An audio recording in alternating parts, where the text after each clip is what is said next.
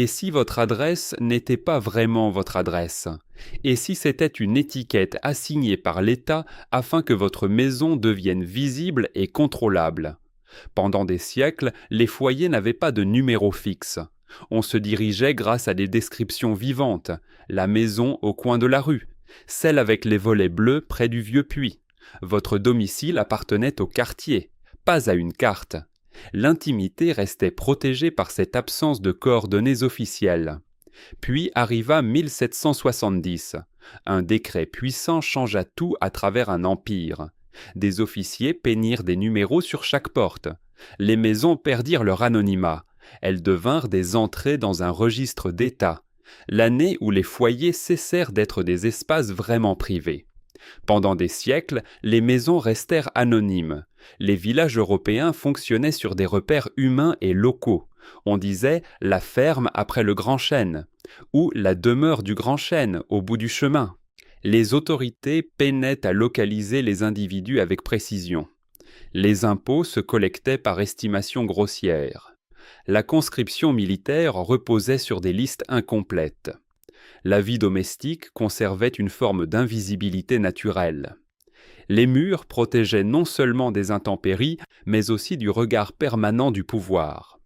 Cette absence de numérotation n'était pas un oubli, elle reflétait une conception ancienne du foyer comme sanctuaire personnel. Je me suis assis longtemps avec cette réalité avant d'écrire un seul mot. Elle contredit notre évidence moderne. Aujourd'hui, nous donnons notre adresse sans y penser. Mais avant le XVIIIe siècle, ce geste simple n'existait pas.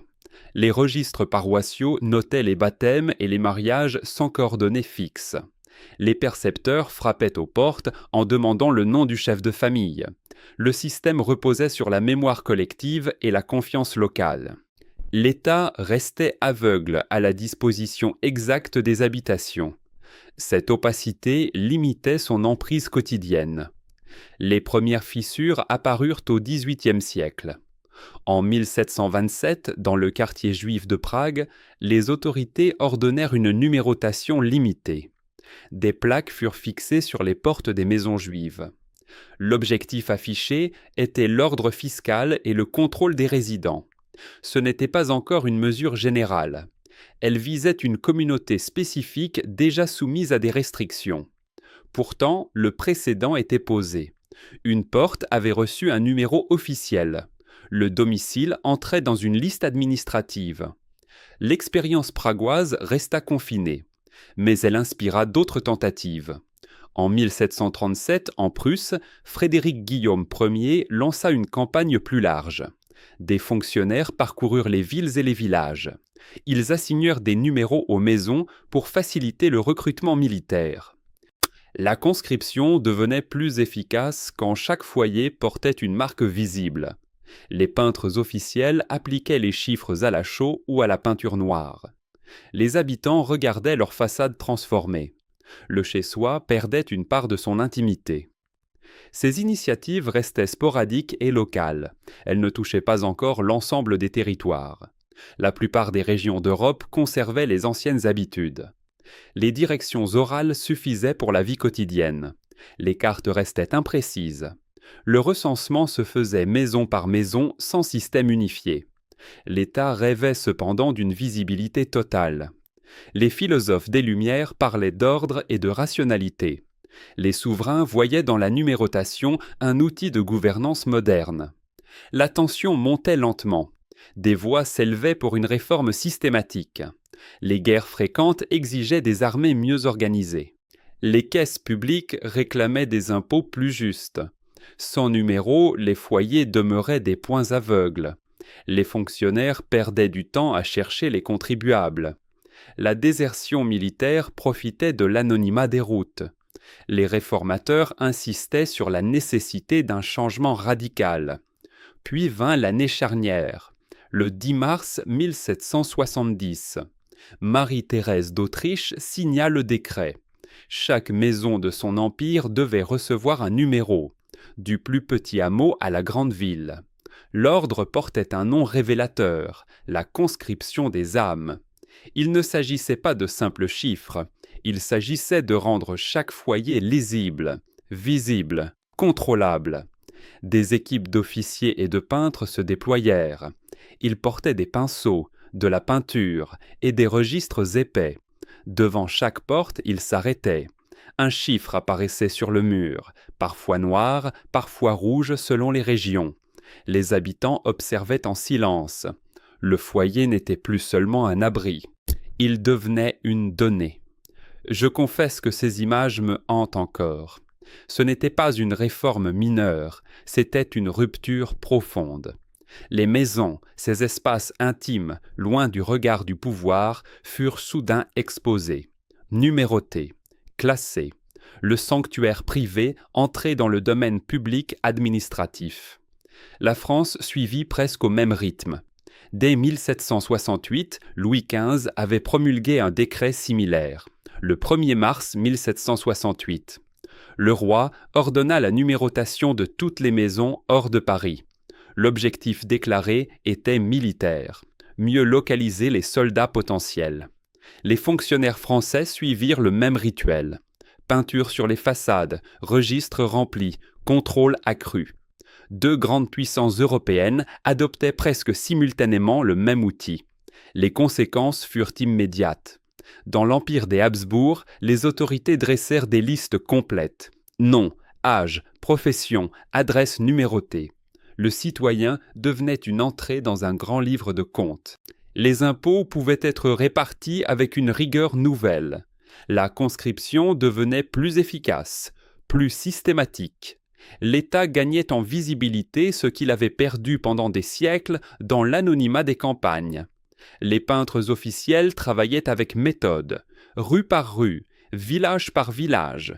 Les pinceaux traçaient les chiffres avec application. Certains habitants protestaient en silence, d'autres acceptaient avec résignation. Le numéro restait. Il transformait la porte en interface administrative. Ce n'était pas seulement une amélioration, c'était un outil de contrôle accru. Le système créa un cycle pervers. L'État qui prétendait protéger ses sujets utilisait ces numéros pour mieux les taxer, pour mieux les recruter. Le domicile, autrefois sanctuaire, devenait un instrument au service du pouvoir central. Les archives conservent les ordres précis. Les fonctionnaires devaient peindre les numéros en chiffres visibles de la rue. Les couleurs variaient selon les régions.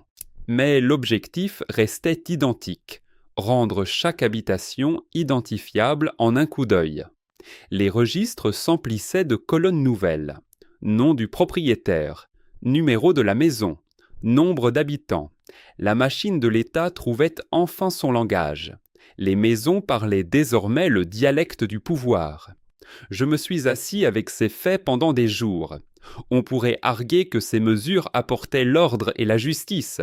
Puis j'ai examiné les rapports d'application détaillés. Le contre-argument s'est effondré. Ce n'était pas seulement une réforme administrative, c'était la fin de l'opacité protectrice du foyer. L'ère où le domicile perdit son statut de sanctuaire inviolable. Il entrait dans le domaine des données d'État.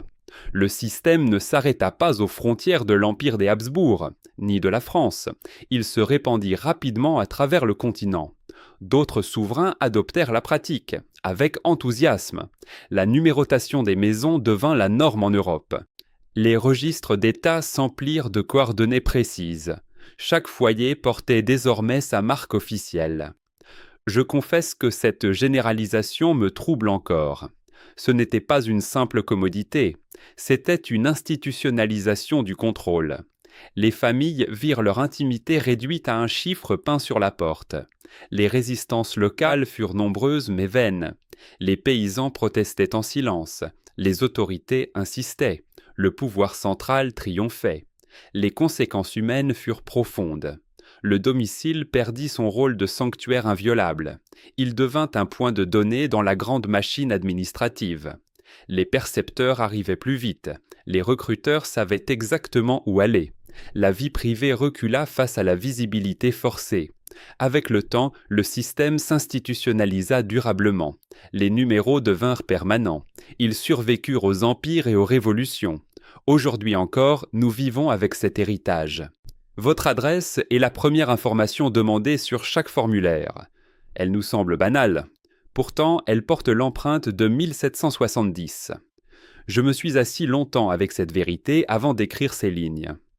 On pourrait arguer que la numérotation apporte ordre et efficacité. Puis j'ai considéré l'impact sur des générations entières. Le contre-argument s'effondre. Les maisons cessèrent d'être privées pour toujours ce jour-là. Les archives montrent que le processus continua pendant des décennies. De ville en village, les façades furent marquées. Le foyer entra définitivement dans le domaine public. Votre maison actuelle n'est pas seulement un lieu de vie. Elle est une coordonnée dans un registre qui n'a jamais été effacé. Les chiffres peints symbolisent cette perte irréversible. L'anonymat protecteur disparut. La transparence devint la règle. Et pourtant, nous donnons notre adresse chaque jour sans y réfléchir. Le changement lancé en 1770 n'a jamais été renversé. Les roues de la bureaucratie tournent encore. Votre adresse est le premier maillon d'une chaîne de contrôle qui remonte à ses pinceaux officiels. Les numéros sur nos portes sont les derniers témoins de cette transformation. Ils nous rappellent que le foyer n'est plus tout à fait privé. Les bâtiments furent réaménagés, les registres archivés, mais les adresses restèrent, passées de génération en génération. Votre adresse pourrait être l'une d'elles. L'adresse elle-même est la preuve. Elle survit aux siècles, elle survit aux empires, elle survit aux bâtiments. Votre adresse actuelle est la réponse que vous portez sans le savoir.